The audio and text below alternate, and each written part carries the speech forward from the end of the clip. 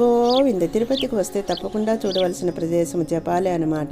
ఈ జపాలికి మనం నడుస్తూ ఉంటే దట్టమైన ఫారెస్ట్లో నడుస్తున్నట్టు అనిపిస్తుంది. ఎందుకంటే జంతువులు, అలాగే కోతులు, అలాగే పక్షుల రాగాలతో ఈ ప్రదేశం అంతా హాయిగా ప్రశాంతంగా ఉంటుంది. మనం కొద్ది దూరం నడవగానే మనకు కోనేరు కనిపిస్తుంది. కోనేరు ఎదురుగా మనకి దేవాలయం అయితే ఉంటుంది.